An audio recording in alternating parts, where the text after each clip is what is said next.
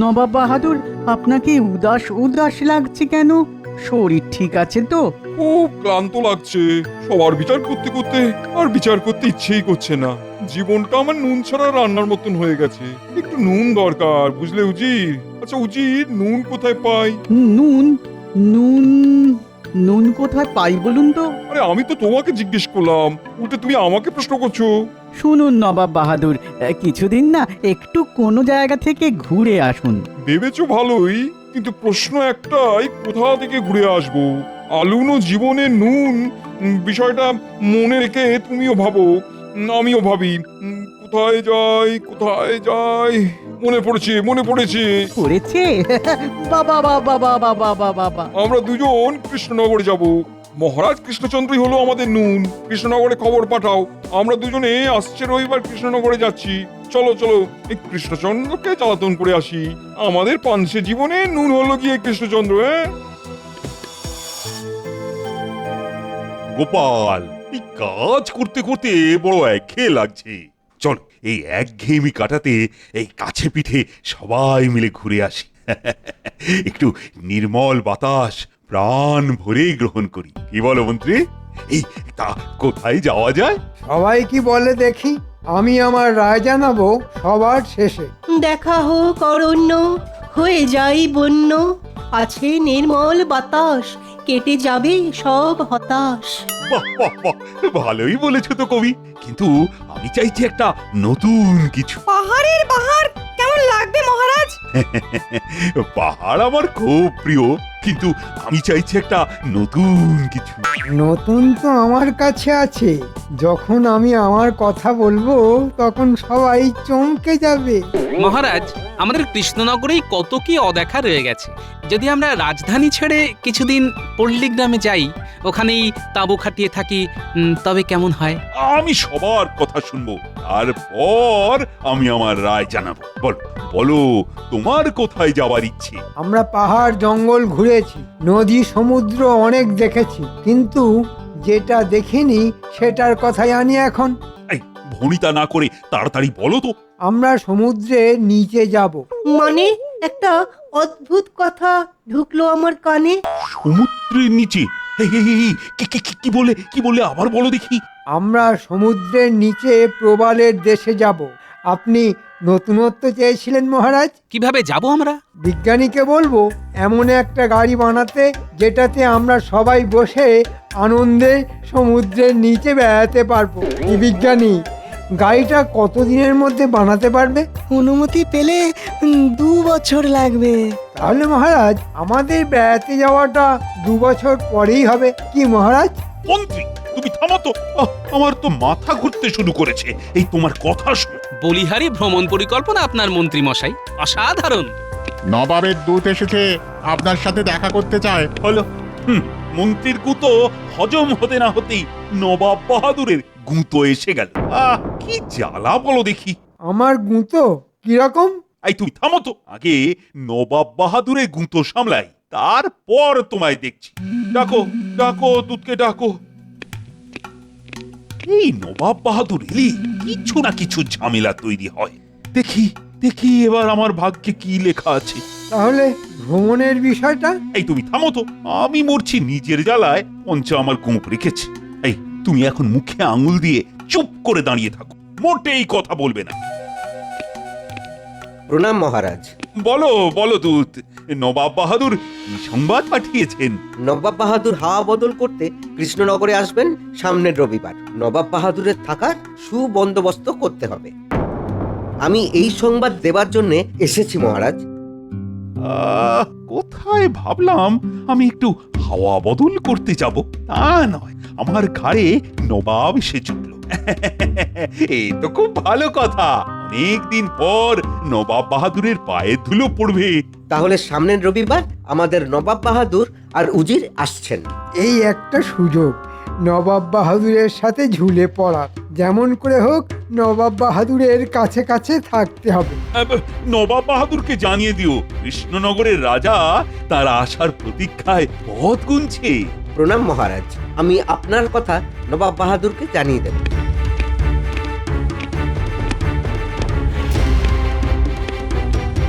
আবার কি মতলবে আসছেন কে জানে। হ্যাঁ, ওনার তো আর শয়তানি বুদ্ধির শেষ নেই।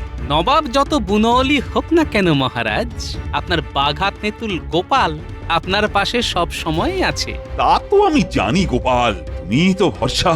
বাঘা তেঁতুল গোপাল আছে মহারাজের পাশে, তাই তো কৃষ্ণনগরবাসী সর্বদাই হাসে।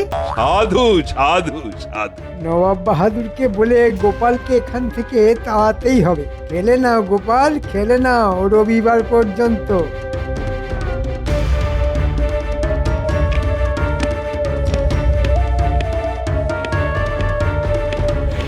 কি খবর কৃষ্ণচন্দ্র? আমার আসার খবর পেয়ে কি বললো? আপনার আসার খবর পেয়ে মহারাজ খুব খুশি। উনি আপনার আসার অপেক্ষায় আছেন। বলো কি উজির, তোমার কি মনে হয়? খুব সহজ সমীকরণ জাহাপনা। ভয় ভয় ভয় মাঝে মাঝে ভক্তি এনে দেয় কিনা জাহাপনা। তুমি ঠিক বলেছো, কৃষ্ণচন্দ্র আমাকে ভয় পায়। ভয় পেলেই আমার সুবিধা, খুব সহজে ওকে নিয়ে মজা করতে পারবো। দিন কয়েক জ্বালাতন করে বেশ মজাতেই কাটবে, কি বলো? ওই ওই একজনকেই একটু যা ভয়। তুমি গোপালের কথা বলছো তো? হ্যাঁ, এটা তুমি একবারে সঠিক বলেছো। তবে আমিও বুদ্ধিতে সঙ্গেই যাব। আমার লক্ষ্য কৃষ্ণচন্দ্র, কিন্তু লড়াইটা হবে আমাদের গোপালের সাথেই। ঠিক বলেছেন জাহাপনা। মহারাজ, আমাদের হাতে কিন্তু খুব বেশি সময় নেই। আমাদের আজ থেকেই মানে এখন থেকেই লেগে পড়তে হবে। মন্ত্রী, কিছু নতুন কথা বল, ওটা আমার ইতিমধ্যেই জানা আছে। না মানে আমি আপনার মন্ত্রী, তো মন্ত্রণা দেওয়া আমার কাজ। মন্ত্রণা না যন্ত্রণা? তুমি পাপু থামো না। মন্ত্রীমশাই, আপনি বরং সমুদ্রের নিচের প্রবাল নবাব বাহাদুরকে কিভাবে দেখানো যায় সেটা ভাবুন। নবাবকে নিয়ে সঙ্গে প্রবল দেখুন রঙ্গে। গোপাল, নবাব বাহাদুরের যাবতীয় দায় দায়িত্ব তোমার। দেখবে কোনো কারণে নবাব বাহাদুর যেন অসন্তুষ্ট না হন। সভাকবি, তুমি এমন একটা কবিতা লেখো যা শুনে নবাব বাহাদুরের মনটা যেন খুশিতে ভরে ওঠে। আমি একটা লিখেছি মহারাজ, শোনাবো? শোনান সভাকবি। হে নবাব বাহাদুর, আপনার আগমনে পূর্ণ হৃদয়পুর, খুশিতে মাতল সব কৃষ্ণনগরবাসী, দেখতে পাবো মোরা আপনার হাসি। চমৎকার, অসাধারণ, ভাবাই যায় না। এই সুন্দর কবিতার জন্য তোমাকে আমি 100 স্বর্ণমুদ্রা উপহার দেব। আমাকে মহারাজের বিশ্বাস পেতেই হবে। মহারাজ, আমাকে কিছু দায়িত্ব দিন। আমাকে আমাকে ক্ষমা করুন। কেন কেন? গোপাল তো বললো সমুদ্রের নিচে প্রবাল দেখানোর কথা। মহারাজ, ক্ষমা করুন। না না, তোমাকে আমি ক্ষমা করতে পারলাম না। আর কখনো আমি কোনো ভুল করব না, কথা দিলাম। আর একবার সুযোগ দিন, একবার মহারাজ, একবার। ঠিক আছে ঠিক আছে, তুমি খাওয়া দাওয়ার দায়িত্ব নাও। দেখো, এই কিন্তু শেষ সুযোগ। একবার তো নবাবের কাছে যাবার সুযোগ পাই, তারপর নবাব বাহাদুরকে পটিয়ে আমি ঠিক একটা কিছু করে নেব। অনেক ধন্যবাদ মহারাজ। তাহলে লেগে পড়ুন, নবাব বাহাদুরের খাওয়া যাতে করে ঠিকঠাক হয় দেখুন। জানি না কি হবে। দেশি কুকুরের ল্যাজ যতই সোজা করো না কেন, সেই ঘুরে ঘ্যাঁক। গোপাল, মন্ত্রীকে যদিও আমি খাওয়া দাওয়ার দায়িত্ব দিলাম, কিন্তু তুমি সব ব্যাপারটা ভেতর থেকে দেখবে। আর মন্ত্রী, তুমি যা করবে গোপালকে জিজ্ঞেস করে করবে। আমি চাই না নবাব বাহাদুর কোনো অসুবিধের মধ্যে পড়ুন। মন্ত্রী মশাই, নবাব বাহাদুর যা খেতে চাইবেন আমাকে জানাবেন। আমাদের মহারাজের যেন অপযশ না হয়। নিশ্চয়ই গোপাল, মহারাজের অপমান মানে আমাদের সবার অপমান, সবার অপমান মানে আমাদের রাজ্যের অপমান, আর রাজ্যের অপমান মানে। থামো থামো, অনেক হয়েছে। তোমাকে যতটুকু বলা হয়েছে ঠিক ততটুকুই করো। নাও নাও, এবার কাজে লেগে পড়ো।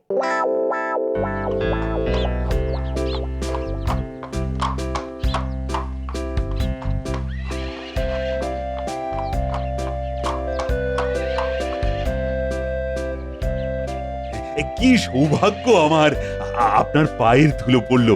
আমি তো ধন্য হলাম। তুমি তো ধন্য হলে, আমি ধন্য হলাম কিনা সেটা তো দেখতে হবে।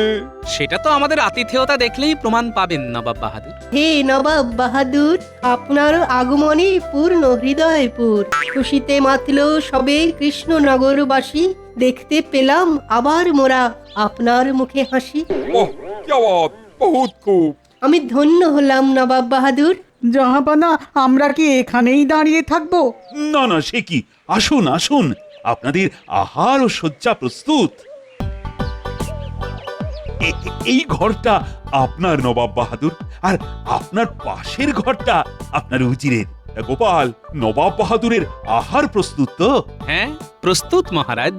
আমাদের দুজনের খাবার আমার ঘরেই নিয়ে এসো। আমি এক্ষুনি ব্যবস্থা করছি। আমি আর আমার উজির এক ঘরে থাকবো। আমার ঘরে উজিরের খাট পাঠাবার ব্যবস্থা করে দাও। ঠিক আছে ঠিক আছে, আপনি যেভাবে ইচ্ছে থাকুন। সে কি, একসাথে কেন? নবাব বাহাদুর তার উজিরকে কত ভালোবাসে, সর্বদা চোখে হারায়, আর আমারটা খালি দাঁতে দাঁত পেশে। কপাল, সবই কপাল, কপালের নাম গোপাল।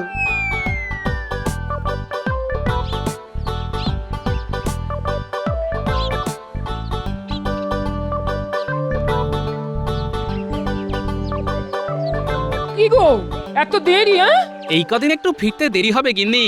নবাব বাহাদুর এসেছেন মুর্শিদাবাদ থেকে। কদিন থাকবে গো? জানি না গিন্নি, নবাব বাহাদুর কতদিন আমাদের মহারাজকে জ্বালাবে। এই কটা দিন তুমি আমার জন্য না খেয়ে থেকো না, বুঝলে? আমার খাবারটা বেড়ে রেখো। আমি কখন আসি, যাই স্নান করে আসি।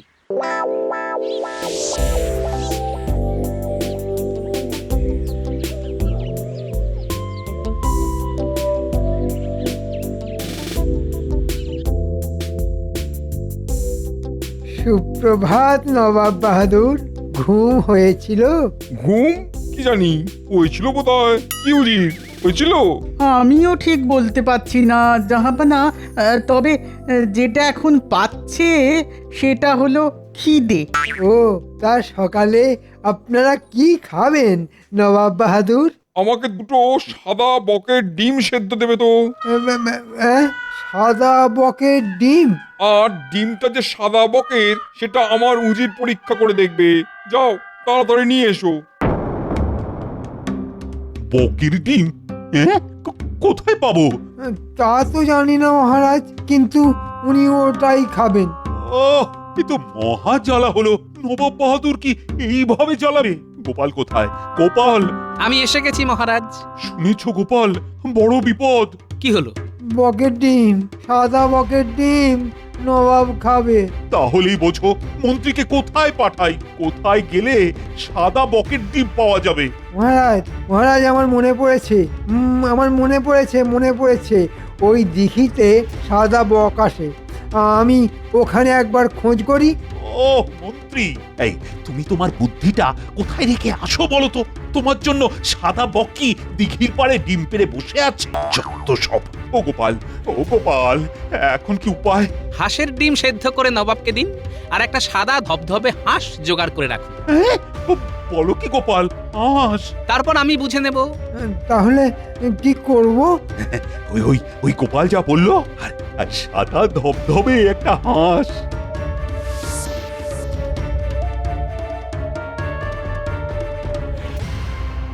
তোমার কি মনে হয় আমি বুদ্ধিহীন? এটা বকের ডিম উজির। বলুন জাহাপানা। এটা কিসের ডিম দেখে বলো। দেখার কি আছে? আমি তো না দেখেই বলে দেব যে এটা হাঁসের ডিম। এটা বকের ডিম উজির, সাদা বকের ডিম। গোপাল, তুমি মিথ্যা তর্ক করছো। তুমি প্রমাণ করতে পারবে তো যে এটা বকের ডিম? পারবো। যদি এটা বকের ডিম না হয় তাহলে কিন্তু কঠিন শাস্তি পাবে গোপাল। প্রভু, গোপাল যেন এবার ফাঁদে পড়ে। অনেক কথা শুনেছি। আমি আপনার শাস্তি মাথা পেতে নেব। ব্যাস, আমার রাস্তা সাফ। এবার গোপাল নবাবের কোপে পড়লো বলে। গোপাল, গোপাল ঠিক বেরিয়ে আসবে। ওর বুদ্ধির ওপর আমার ভীষণ আস্থা। দেখা যাক, দেখাই যাক। যাও যাও গোপাল, সাদা বকটাকে নিয়ে এসো। একটু অপেক্ষা করুন নবাব বাহাদুর, আমি সাদা বক নিয়ে আসছি। বক কোথায়? ওটা তো হাঁস। আমার সোনা বক, একটু করো বক বক। জাহাপনা আমাদের কি বোকা মানে বোকা বানাচ্ছে? নবাব বাহাদুর, আপনি তো বক পাখির ডিম খাবেন বলেননি, আপনি বলেছেন বকের ডিম খাবেন। এই হাঁসটাকে আমরা আদর করে বক বলে ডাকি, সুতরাং আপনি বকের ডিম খেয়েছেন। আমার বক বক সোনা, একটু প্যাক প্যাক করো না।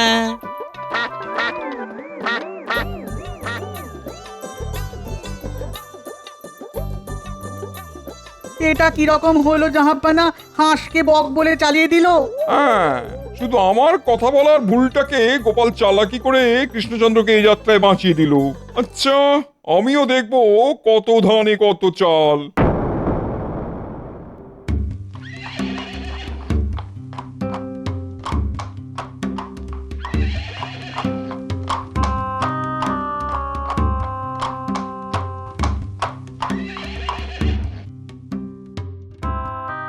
তোমার রাজ্য অত্যন্ত অপরিষ্কার। কেন? প্রজাদের সাথে কথা বলতে বলতে জানতে পারলাম তাদের সুখ সুবিধা দেখা হচ্ছে না। আপনার কাজ খুবই হতাশাজনক। আমি কাল পশ্চিম দিকে যাব, দেখবো ওখানকার ব্যবস্থাও কেমন। হ্যাঁ, এই সুযোগটাকে কাজে লাগাতেই হবে। চলো উজির।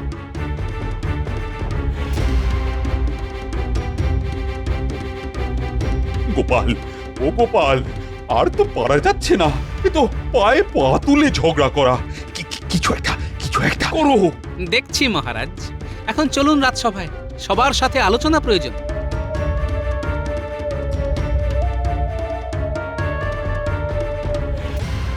মহারাজ অভয় দিলে কিছু কথা বলি। তুমি? না না না না, আমি চাই না তুমি এর মধ্যে থাকো। তোমার উপর আমার বিন্দু মাত্র ভরসা নেই। তোমাকে যতটুকু কাজ দেওয়া হয়েছে তুমি বাবা ততটুকুই করো। নবাব বাহাদুর সকালে বাঘ, কিন্তু রাতে উনি ঘর বন্ধ করে উজিরকে নিয়ে কি করেন সেটা জানতে হবে। নবাব বাহাদুরের ঘরের বাইরে যে রাতে পাহারা দেয় তার সাথে আমাকে একটু কথা বলতে হবে মহারাজ। হ্যাঁ, ও ও কি কিছু বলতে পারবে? আন্দাজ তো দিতে পারবে। আমার ওই আন্দাজটাই চাই মহারাজ। দেখি নবাবের দুর্বলতা কিছু বার করতে পারে কিনা। আজ রাতে নবাব বাহাদুরের সাথে আমাকে একান্তে দেখা করতেই হবে।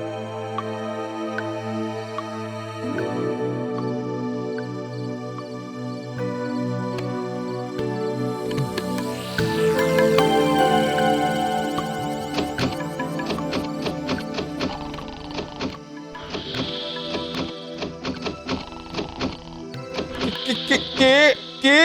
আমি। দরজা খুলুন, কথা আছে। যা কথা সব সকালে। এখন দরজা খুলতে পারবো না। বুঝলাম নবাব বাহাদুর, আপনার দৌড়। এবার আমার খেলা। খবরটা ঠিকঠাক দেবার জন্য তোমাকে ধন্যবাদ।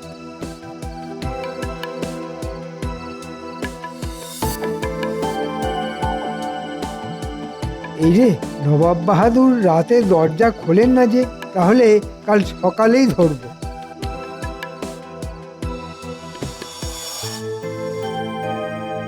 মহারাজ, ওষুধ পেয়ে গেছি, আজ রাতেই ওষুধ পড়বে।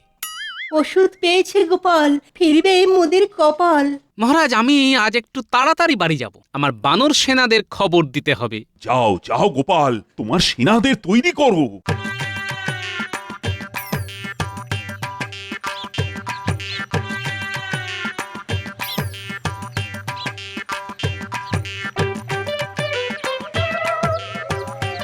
এই তোরা শোন এদিকে। উল্টে শোন, আজ রাতে তোদের একটু কাজ আছে, বুঝলি? কি কাজ দাদু? ব্যাস, আর কিচ্ছু করতে হবে না, পারবি তো? ও তুমি কিচ্ছু ভেবো না। উফ, আজ খুব গরম। দক্ষিণের জানলাটা একটু খুলে দিই। না না না না না, একদম নয়। নিশির ডাক। আমি তো আছি। রাত হলেই মুর্শিদাবাদে ফিরে যেতে ইচ্ছে করে। বাইরে ঠান্ডা হাওয়া বইছে, সাহস করে খুলি জাহাপানা। খুলবে? তবে কোনো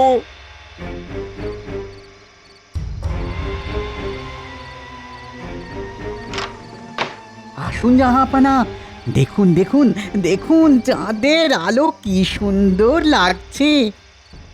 সত্যি সুন্দর চাঁদের আলো। ভয় পেতে পেতে এই সুন্দর জিনিসগুলো অদেখা হয়েছিল। আজ থেকে আর ভয় পাবো না। ওটা কি উজির?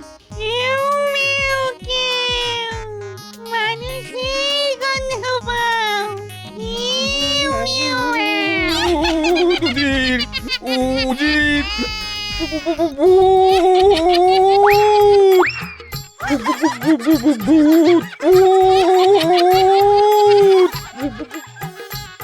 চল, কাজ হয়ে গেছে, আমরা বাড়ি যাই। আর একটু ভয় দেখাবো দাদু। না না না, তাহলে বদ হজম হয়ে যাবে। যা হয়েছে যথেষ্ট, এখন চল।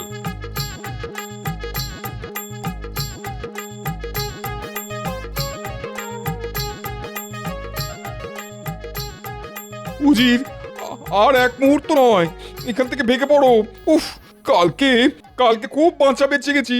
ঠিক বলেছেন জাহাপানা, জিনে ধরলে না একেবারে জিনা হারাম করে রেখে দেবে।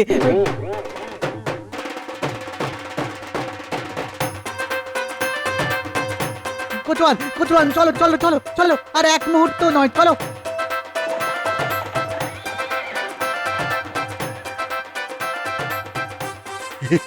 কি করে এই অসাধ্য সাধন করলে? মহারাজ, নবাবের ছিল ভূতের ভয়, আমি আমার বানর সেনাকে সাদা কাপড় পরিয়ে ভূত সাজালাম। একেই বলে বুদ্ধি যস্য বলং তস্য। এবারটাও ফসকে গেল। জয় ইন্দ্রপালে